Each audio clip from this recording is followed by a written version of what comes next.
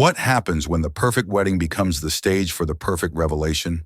Damien Blake, a titan of industry, was on top of the world, marrying his beautiful fiancée Lana on a sun-drenched rooftop. He toasted to new beginnings, believing he had successfully buried his past under a mountain of wealth and power. But he was wrong. Across the street, in a silent limousine, sat the ghost he thought he'd vanquished, his ex-wife, Maya. And she wasn't alone. She brought with her a secret he paid a fortune to hide. 4 little secrets, to be exact. This isn't a story of revenge. It's a story of truth, dignity, and a mother's unshakable love. Stay with us as we unravel how one woman's quiet return brought an empire to its knees. The sun, a benevolent tyrant of molten gold, commanded the sky. It bled its opulent light across the canyons of Manhattan, setting the glass and steel of the skyline ablaze in a final, glorious spectacle. 50 stories above the ceaseless river of traffic, atop the apex, the city's most coveted rooftop venue, the wedding of Damien Blake and Lana Carter was unfolding not merely as an event, but as an epic. It was a testament, meticulously engineered, to the indomitable will of its host. The air itself felt curated, scented with the sweet, heady perfume of 1,000 white orchids cascading down a marble wall, and the crisp, effervescent tang of vintage champagne. A string quartet, positioned near the floral waterfall, wove a contemporary tapestry from Vivaldi's classic threads, their music a sophisticated counterpoint to the low, contented hum of the city's elite. Here were the titans of finance, the doyens of society, the political power brokers, and the cultural tastemakers, a human menagerie of influence, all gathered to pay fealty. Their laughter was a carefully modulated currency, their diamonds devouring the last rays of the sun and fracturing them into 1,000,000 tiny rainbows. At the gravitational center of this glittering universe stood Damien Blake, dressed in a bespoke Tom Ford tuxedo that seemed molded to his formidable frame. He was the very picture of triumph. His tan was authentic, his smile a weapon of devastating charm, and his eyes held the easy confidence of a man who had never encountered an obstacle he could not obliterate, acquire, or outmaneuver. He held a crystal flute aloft, the champagne inside catching the light like a trapped star. Beside him, a vision in hand-sewn pearls and Parisian silk, was his bride, Lana Carter. She clung to his arm, her adoration for him as radiant and conspicuous as the massive diamond on her finger. For her, this moment was the culmination of a long, patient campaign, a journey from confidant to consort. To new beginnings, Damien's voice, a rich baritone honed in 100 boardrooms, resonated across the terrace. The crowd hushed, turning towards him. He looked down at Lana, his gaze softening into a performance of profound love that would be captured by a dozen photographers. To my exquisite bride, my partner in everything, the person who gives my life its meaning. People see the buildings, the deals. But Lana, you are the foundation. You were my best friend when I needed one most, and now you are my forever. He felt a surge of profound relief as he spoke the words. It was done. The final loose end of a messy past was being snipped clean. He had successfully rewritten his own history, and this wedding was the publication party. Lana's perfectly made-up eyes welled with shimmering tears. "Oh, Damien," she whispered, her voice thick with emotion as she leaned in to kiss him. The applause was instantaneous, a wave of validation that washed over them. Perfect. It was all perfect. A veteran society columnist, Beatrice Finch, watched the scene from a strategic vantage point near the bar, her expression one of cynical appraisal. She'd seen 100 such weddings. Damien and Lana were a formidable brand, a union of power and beauty that was almost too perfect. Almost. Beatrice had a nose for the fissures beneath a flawless facade, and she had always sensed a carefully guarded void in Damien Blake's official biography, a chapter that felt intentionally torn out. That missing chapter was, at that very moment, idling 50 stories below, parked in the deepening shadows of a sycamore tree on the opposite side of the avenue. A gleaming black limousine, its engine silent, sat like a patient predator. Its tinted windows were opaque, reflecting a distorted, darkened version of the glamorous party high above. Inside, the atmosphere was a world away from the champagne and violins. The air was still, charged with a quiet, formidable purpose. Maya Blake sat on the supple leather seat, her posture a column of unbreakable resolve. She wore a simple, sleeveless, navy blue dress that fell to her knees, its severe elegance a stark contrast to the frothy confection Lana wore. A single strand of pearls, a gift from her own grandmother, graced her neck. They were real but modest, a symbol of inherited grace, not purchased glory. Her face, a study in quiet determination, was turned toward the distant celebration. She could just make out the figures on the rooftop, tiny silhouettes moving in a world that had once been hers. She felt a phantom ache, a memory of a life where she had stood by that man's side, believing in the forevers he so easily promised. The ache was quickly supplanted by a fierce, grounding love. It emanated from the 4 car seats that filled the rest of the limousine's cabin. Leo, Noah, Chloe, and Ava slept, their small chests rising and falling in the gentle, even rhythm of childhood dreams. They were 4 years old, the living, breathing, undeniable truth. They had his dark, tousled hair, his determined jaw. When Leo smiled in his sleep, the ghost of a dimple appeared in his left cheek, a perfect replica of Damien's. They were his children, sketched in his image, born of a love he had deemed disposable. Maya reached out, her fingers hovering over Chloe's sleeping face, careful not to wake her. The child's dark lashes rested against her rosy cheek. This was not about vengeance. Maya had tasted that desire in the lonely nights years ago, and it had soured on her tongue, leaving only the taste of ash. Vengeance was a hot, messy, destructive force. What she had come for was colder, cleaner, and far more powerful. She had come for the truth. Her phone vibrated, a discreet buzz against the leather. It was the wedding planner, a woman named Eloise, whose number Maya had obtained through a former contact. "Is everything all right, ma'am?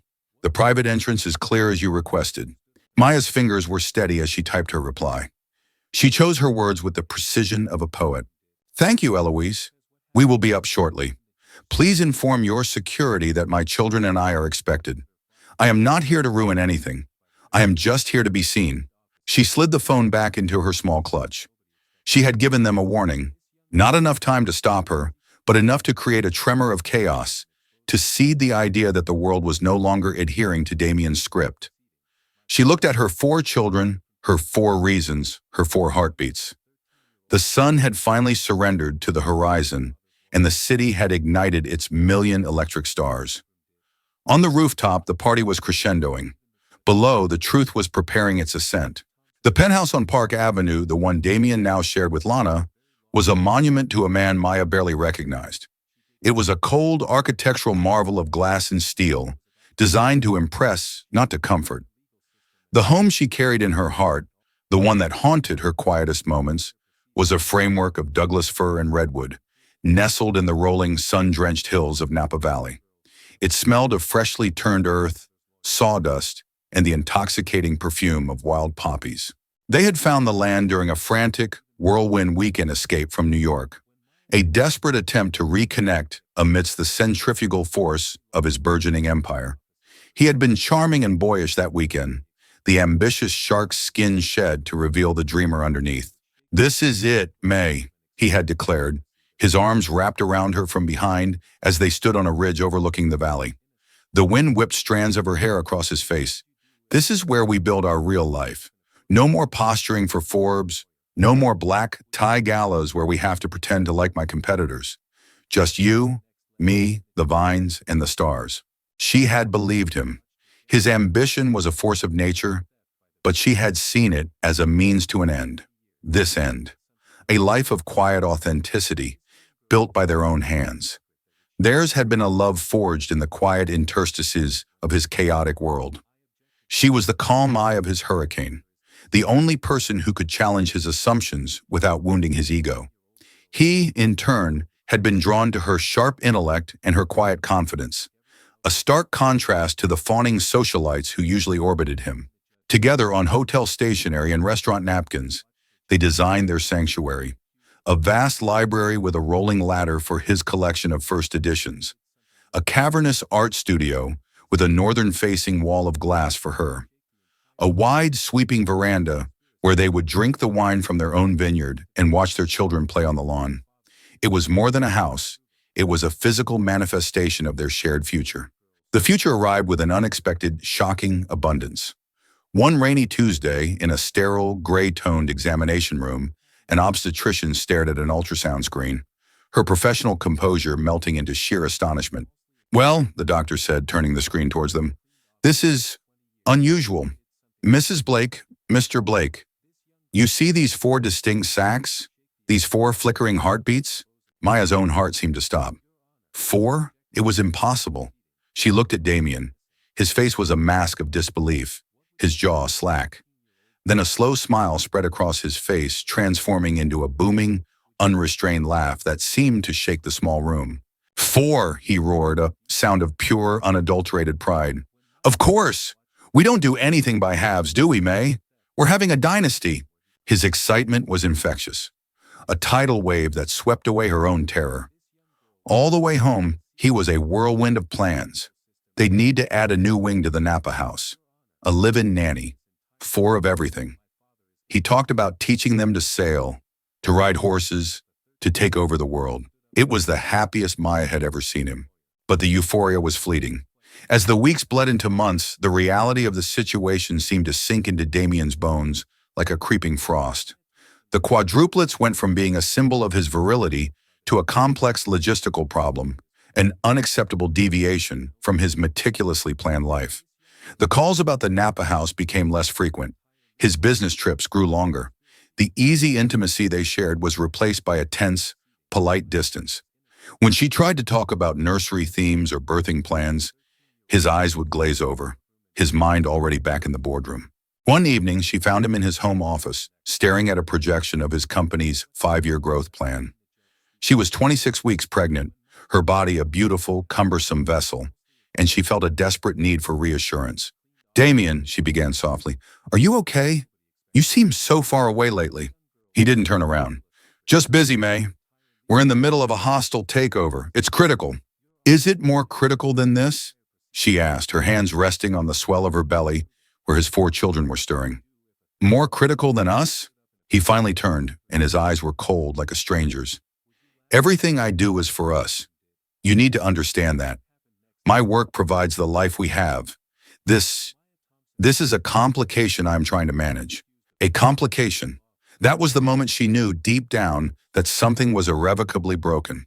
The end, when it came, was executed with the chilling efficiency of a corporate downsizing. He walked into their New York apartment on a Tuesday evening, his face pale and set like concrete. He didn't embrace her. He didn't even meet her eyes.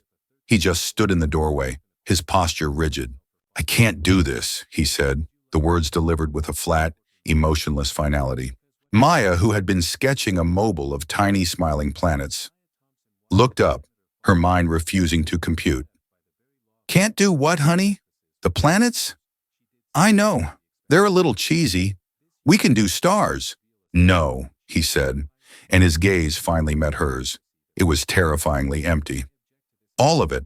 The house in Napa, the babies, you, us, the whole thing. I can't." The world tilted on its axis. "You're scared," she pleaded, standing up with some difficulty. "It's okay to be scared. I'm scared. But we're a team, remember? We'll figure it out together." "There is no we," he corrected her gently. "I'm sorry, Maya. I've made my decision." He turned and walked out. The click of the door latch was the loudest sound she had ever heard. A week later, a junior associate from his legal team delivered the divorce papers in the NDA contingent settlement offer, a sum of money so large it was clearly intended to buy her silence forever. If Damien's betrayal was a clean, sharp amputation, Lana's was a slow-acting poison. Lana Carter had been woven into the very fabric of Maya's life. They were Maya and Lana, a single entity in the minds of their friends. Lana was the one Maya had called, weeping with joy, from the back of a taxi after Damien proposed. Lana was the first person she'd told about the pregnancy. They'd been at their favorite Italian restaurant in the village, a place with checkered tablecloths and dripping candles. "Quadruplets!" Lana had shrieked, dropping her fork with a clatter. Her eyes were wide with what Maya had mistaken for genuine delight. "My God, May, You're going to be a goddess, a fertility icon, and I'm going to be the official, designated cool Auntie Lana. I'll teach them all my bad habits." She'd grab Maya's hands across the table. "I'm here for you, for everything. 3 a.m., ice cream runs, foot rubs, building 4 cribs at once. You are not alone in this." The promise was a beautiful lie.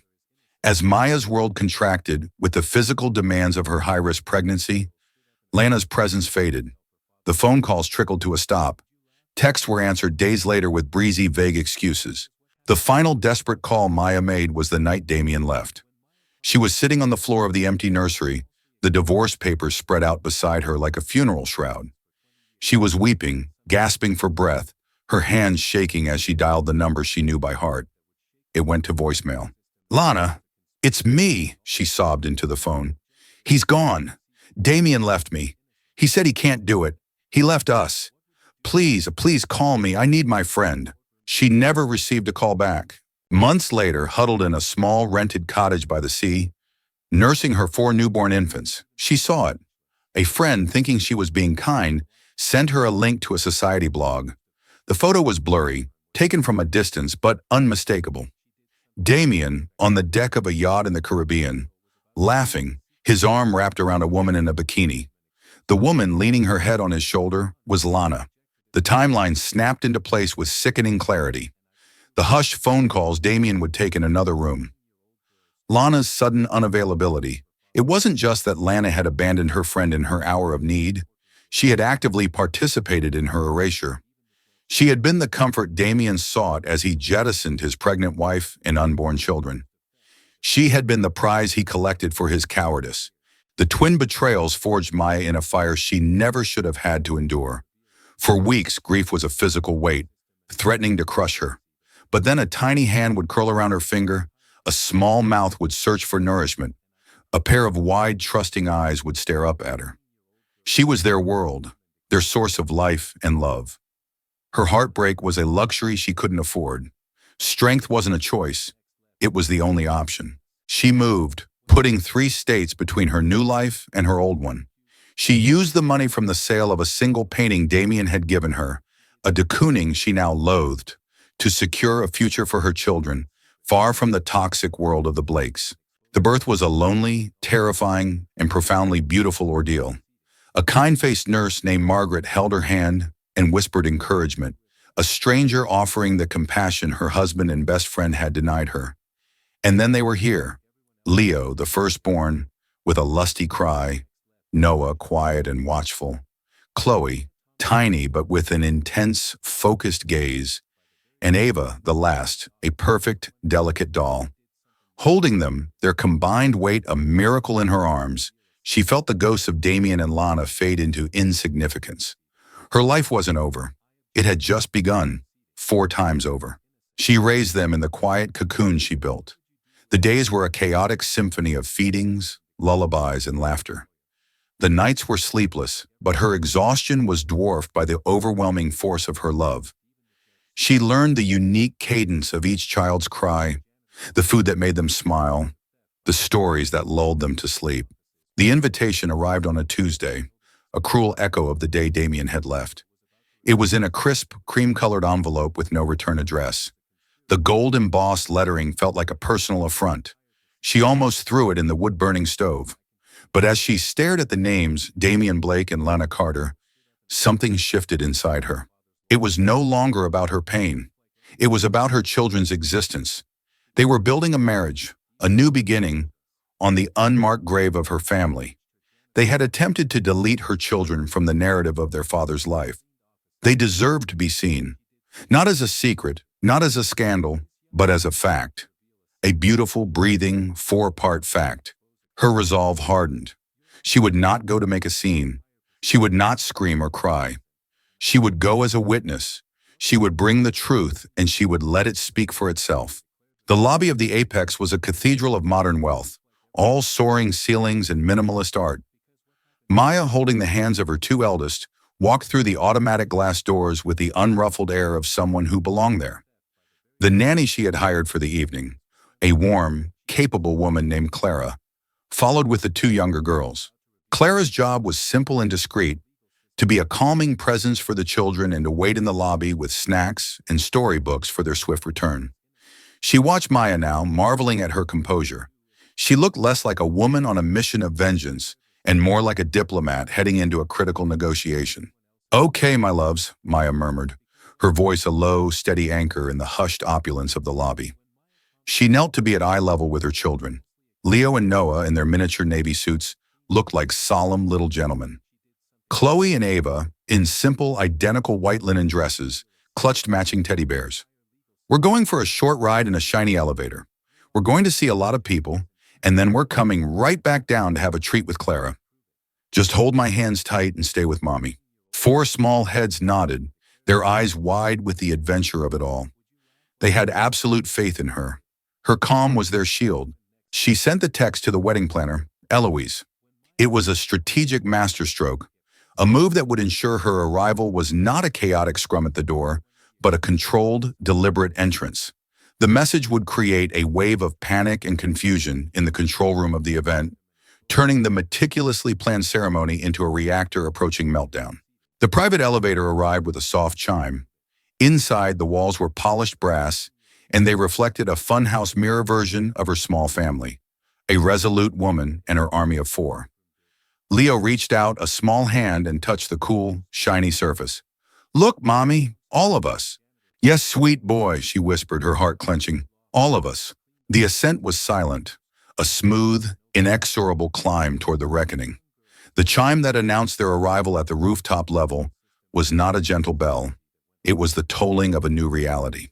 The elevator doors opened onto a short, marble-floored corridor that served as a buffer to the main terrace. The sounds of the party, the soaring violins, the clinking glasses, the bright peals of laughter, spilled into the hallway. Maya took a single, centering breath, straightened her spine, and forged the link. Her right hand in Leo's, her left in Chloe's. The children, as if rehearsing this for weeks, completed the chain. Leo taking Noah's hand, Chloe taking Ava's. She led them to the threshold, the very top of the wide, shallow steps that cascaded down to the main terrace. The aisle, still dusted with the white rose petals from the ceremony, ran through the center of the crowd. Below them, the scene was a tableau of oblivious revelry, and there holding court was Damien. He was mid-anecdote, gesturing with his champagne flute, a broad, self-satisfied smile on his face. Lana was gazing up at him, her expression one of pure, unadulterated adoration. Maya took the first step. The disruption began not as a wave, but as a ripple. It started with Beatrice Finch, the columnist, whose reporter's instinct kept her perpetually scanning the periphery. Her eyes, sharp and intelligent, widened. Her practiced smile vanished. She subtly lowered her glass, her gaze locked on the top of the stairs. The man she was talking to, a banking CEO, noticed her distraction and followed her line of sight. His jaw went slack. The ripple spread. A woman's light laugh caught in her throat. A man paused, his canapé halfway to his mouth. The energy of the party shifted, the cheerful hum of conversation faltering as if someone had slowly turned down the volume. Heads began to turn, first in ones and twos, then in whole sections, a silent, synchronized movement away from the bride and groom. The quartet, sensing the sudden, inexplicable shift in the atmosphere, began to lose their rhythm. The melody faltered, the notes becoming hesitant, uncertain, before trailing off into a discordant, eerie silence. Now the only sounds were the whisper of the breeze through the orchids and the ceaseless, distant hum of the city far below. Damien, cocooned in his own self-importance, was the last to notice. Annoyed by the sudden silence and the breach of social etiquette, he turned, his face a mask of irritation, to see what had stolen his spotlight. He followed the collective gaze of his 150 guests. He looked up the steps, and he saw her. For a disorienting second, his brain refused to process the image. It was Maya, but not the Maya he held in his memory, the heartbroken, weeping woman he had so easily dismissed. This was a different being entirely, a woman radiating a chillingly calm power he had never seen. And then his gaze dropped. His world fractured. It wasn't just one child. It was four, a matched set of boys, a matched set of girls. His mind, usually so quick and decisive, sputtered to a halt. He saw his own wavy hair, his father's eyes, his own jawline, replicated and miniaturized. He saw the dimple on the boy's cheek as he looked around with curiosity. The image of the ultrasound, the 4 flickering heartbeats he had paid a fortune to forget, flashed in his mind's eye with the searing clarity of a lightning strike. The blood evacuated his face, leaving a sickly, pallid gray. The expensive crystal flute slipped from his numb fingers, shattering on the marble with a sound that cracked through the silence like a rifle shot. Lana, feeling the sudden, violent tension in his body, tore her adoring gaze away from him and followed his terrified stare. Her smile froze, then began to crumble at the edges. Confusion warred with a nascent, sickening dread. Unfazed, Maya continued her slow, deliberate procession. She descended the steps, her children moving with her, their small feet treading on the petals meant to celebrate a lie. They were not crying. They were not afraid. Shielded by their mother's composure, they looked at the sea of frozen faces with a wide-eyed, innocent curiosity. Noah, the quiet observer, squeezed his brother's hand a little tighter. She did not approach the metaphorical altar. She did not need to. She stopped a deliberate 20 feet away, a distance that created an unbridgeable chasm of tension. The entire wedding, the entire world, it seemed, was holding its breath. Finally, Maya spoke. Her voice was not raised, but it possessed a resonant clarity that cut through the silence and reached every corner of the terrace. She addressed no one in particular. Her words offered to the air itself. "I apologize for the interruption," she stated, her tone maddeningly polite. "We won't be staying."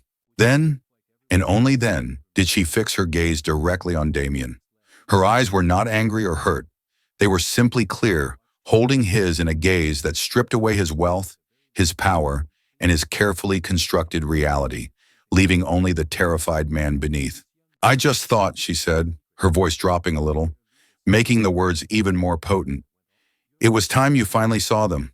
The silence that followed Maya's words was heavier, more profound than before. It was a vacuum, waiting for the explosion. It was Lana who lit the fuse. She physically recoiled from Damien, her hand flying to her mouth.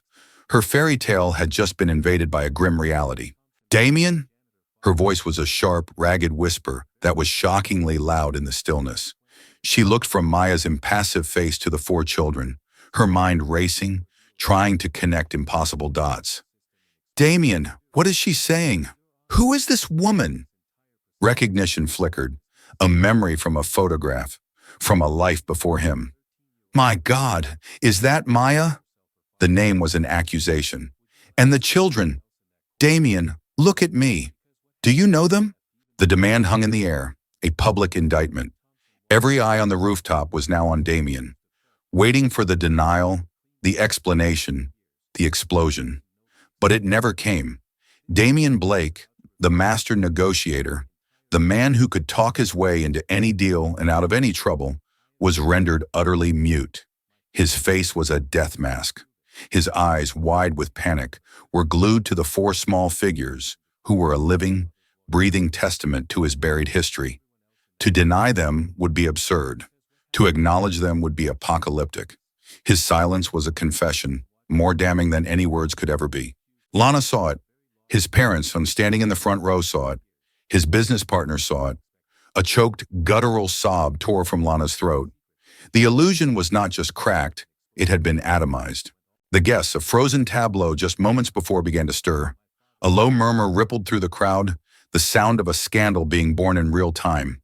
Phones, previously hidden out of social decorum, were now being raised, their small red recording lights blinking like malevolent eyes. This was no longer a wedding. It was the public execution of a reputation. Maya had accomplished her mission. She had held up a mirror, and the reflection had shattered him. With the same unnerving calm that had defined her entrance, she reached into the small clutch at her side. She withdrew a single, crisply folded legal document. She did not brandish it or make a show of it.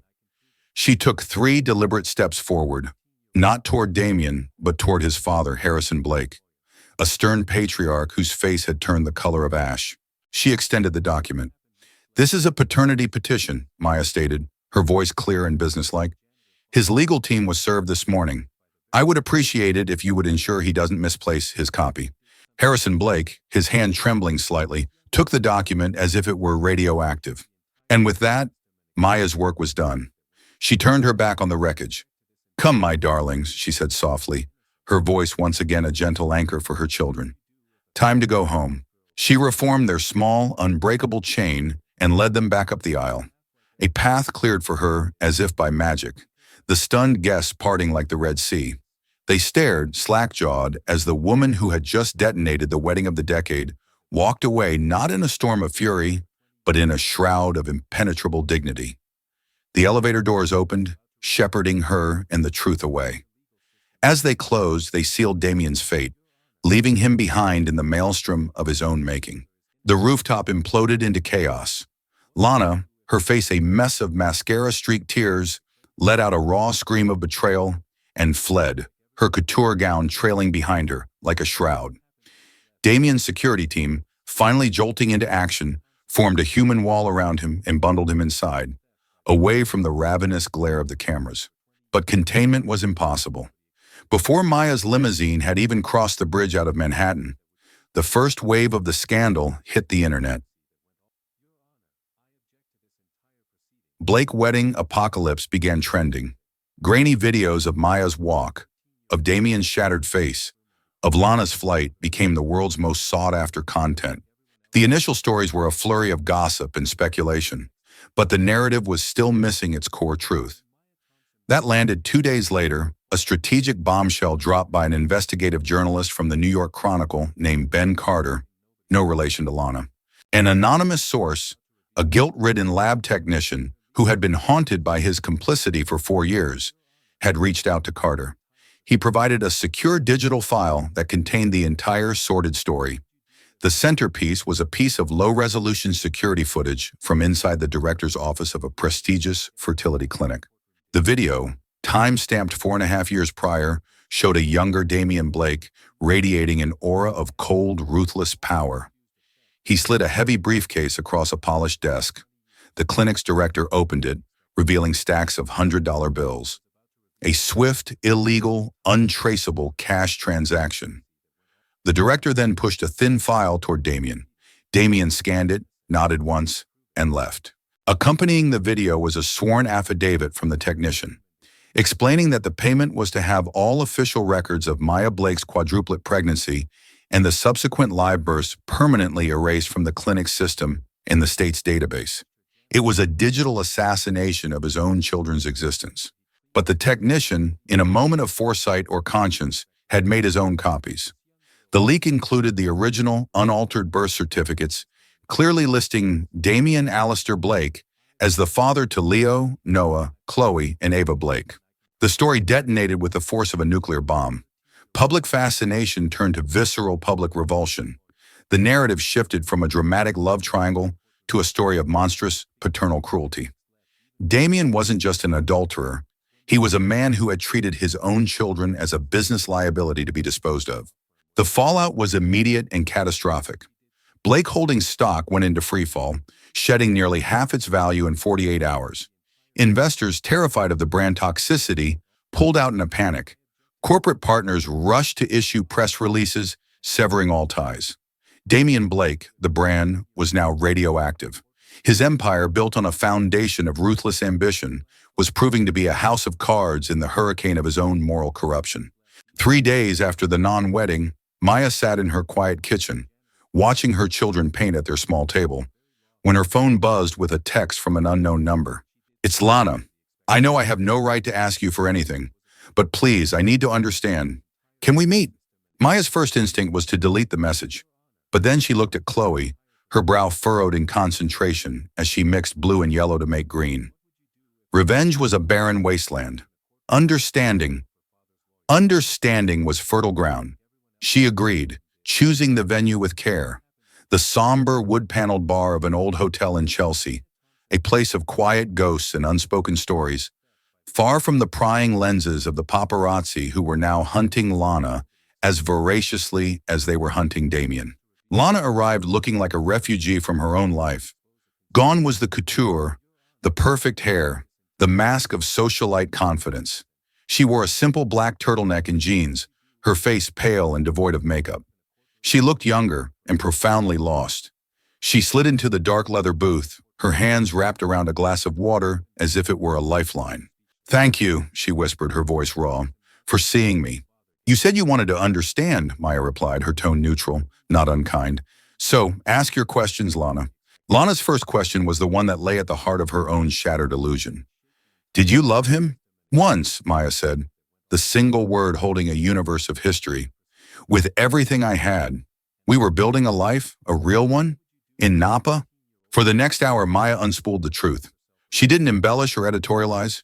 She spoke of the house on the hill, the joy of the ultrasound, Damien's pride curdling into panic, his cold, efficient departure. She recounted in detail her last desperate, unanswered phone call to Lana. At the mention of the call, Lana physically flinched, a wave of shame washing over her face. "He told me you had a nervous breakdown," she confessed, the words tasting like acid. "He said the idea of having 4 babies, it broke you, that you ran away, that you'd signed away your rights, and he was the one who was left heartbroken. He made himself the victim." Her eyes, filled with a terrible, dawning clarity, met Maya's. "He told me he needed me to help him heal." "And you did," Maya stated, not as an accusation, but as a fact. "I wanted to believe him," Lana whispered, tears finally tracing paths down her pale cheeks. "It was a better story. It was easier than picturing you pregnant and alone while I was falling in love with your husband. I was a coward. I knew something was wrong, I felt it, but I chose the beautiful lie."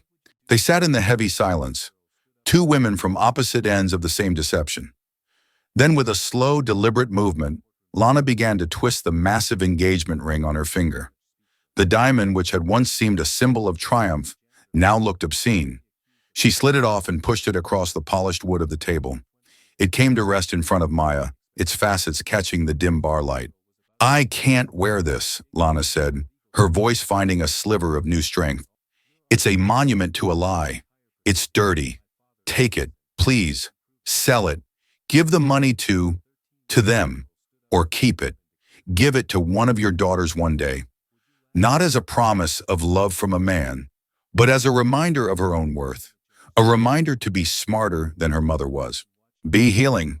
Maya looked down at the ring. It represented a fortune, a life of ease, security for her children that would last generations. It was everything the world thought was important.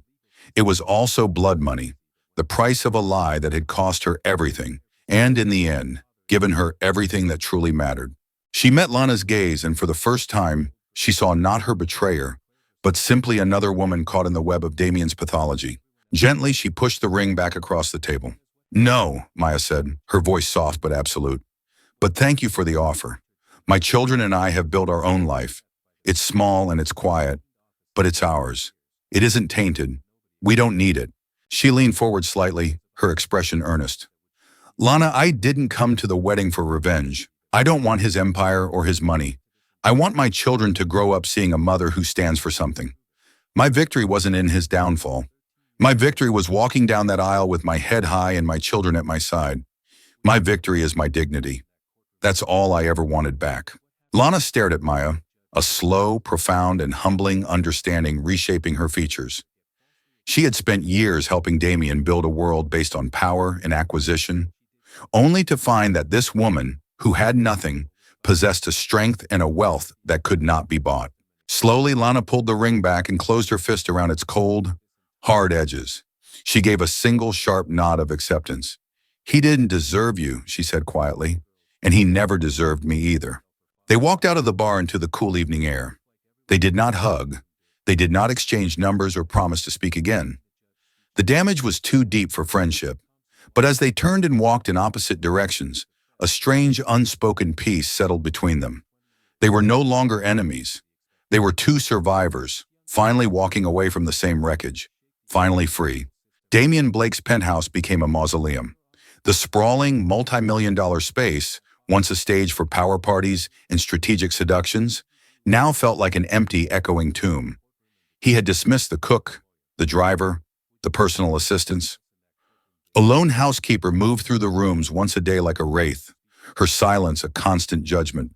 The phone, once his scepter of power, was silent. The emails had ceased. His name, once spoken with reverence or envy, was now a verb. To be Blaked had become industry slang for a swift and total public disgrace. He had been forced out of his own company in a bloodless, brutal video conference where his former protege and board members had stared at him with cold, clinical pity. He spent his days in a stupor of whiskey and regret, pacing the length of the floor-to-ceiling windows, staring down at a city that had utterly rejected him. He would watch news segments about his own downfall, listening to analysts dissect his sociopathy, their words weaving the narrative of his professional obituary. He was a ghost haunting his own life. His father, Harrison, had called him once. The conversation was brief and devastatingly formal. "You have disgraced this family," Harrison had said, his voice stripped of all warmth. "You have disgraced our name. You are on your own, Damien." Click. One afternoon, a courier delivered a small, padded envelope. He knew instantly who it was from. His hands, no longer steady, fumbled with the clasp. Inside, there was no letter, no legal threat, just a single sheet of folded construction paper. He unfolded it. The drawing, in thick, bright crayon, depicted 5 stick figures under a joyful yellow sun. A large one with long brown hair and 4 smaller ones, all holding hands. In the corner, a child's unsteady hand had printed the word family. It was not an attack. It was not a manipulation. It was an act of pure, guileless childhood love, an invitation to a world he had monstrously rejected. A wave of shame so potent it buckled his knees washed over him. He sank into a chair, the drawing trembling in his hand. He saw their faces, not as accusers, but as children. His children. He had not just lost an empire, he had lost a soul he never knew he had. He couldn't bear to look at it, yet he couldn't bear to throw it away. He folded it carefully, slid it back into its envelope, and placed it on the center of his vast, empty dining table. There it sat, a small, colorful beacon of a life he could never have, a testament to a love he was not brave enough to accept. The lights of his former office across the city remained dark. The emperor was in exile, his only subjects the ghosts of his own making. Far from the noise and the wreckage, life unfolded to the gentle rhythm of the tides. Maya's new home was a cheerful, blue and white clapboard house in a small coastal town in Maine. It had a slightly crooked porch, a garden overflowing with unruly hydrangeas, and a view of the sea from the kitchen window. In this town, her past was known but not defining. She was not the notorious Maya Blake. She was Miss Maya, the new art teacher at the elementary school. Her classroom was a joyous, chaotic mess of paint, clay, and glitter. She taught children how to find the beauty in a gnarled piece of driftwood, how to mix colors to match the evening sky. She was healing herself by nurturing their creativity. Her own children, her 4 miracles, bloomed in the salt-laced air. The quiet, watchful infants had grown into distinct, vibrant personalities. Leo was a natural leader, his boisterous laugh a constant presence on the school playground. Noah was the thinker, a quiet boy who would spend hours building elaborate structures in the sand, his brow furrowed in concentration. Chloe had discovered the magic of books and was rarely seen without one, her imagination a boundless territory. And Ava, her mother's daughter, was the artist, her small hands constantly smudged with color, her view of the world expressed in bold, joyful strokes. Their home was not grand, but it was rich. It was filled with the smell of cinnamon, the sound of stories being read aloud, the sight of muddy boots by the door. It was a home built on a foundation of resilience, a sanctuary forged from the ashes of a spectacular lie. She had found a community here, a quiet network of fellow parents and friendly shopkeepers who valued her for the person she was, not the name she carried.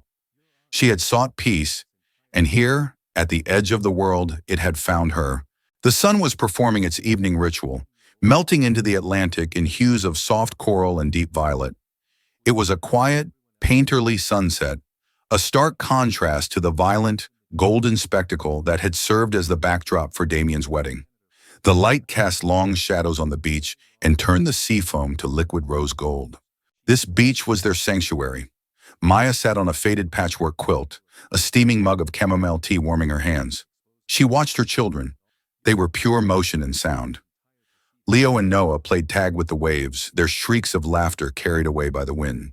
Chloe sat a little way off, calmly sorting her collection of sea glass into a rainbow. Ava was at her mother's side, using a pointed shell to draw in the damp sand. A profound sense of peace, deep and abiding, settled over Maya. It was a quiet she had earned, a stillness that was the true prize of her long, silent war. She had not sought to destroy a man. She had sought to reclaim a truth.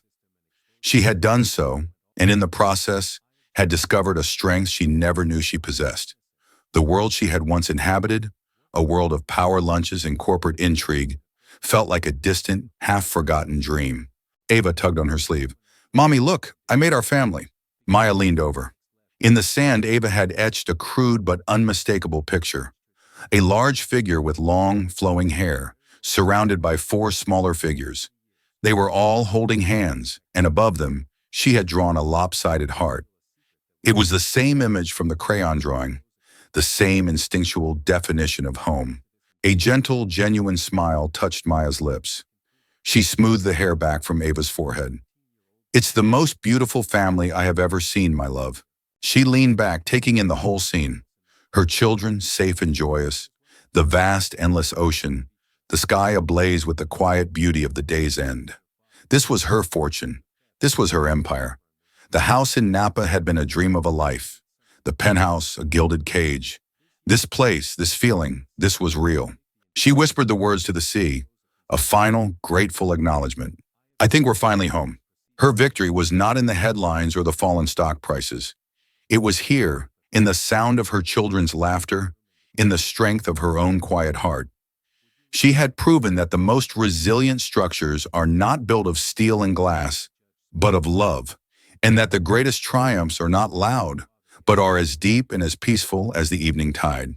And so, Maya Blake found her true beginning, not in the ruins of her ex-husband's life, but in the beautiful, vibrant world she built for her children. Her story teaches us that strength isn't always about fighting back with fire. Sometimes it's the quiet, unwavering power of dignity. It's the courage to present the truth and let it speak for itself.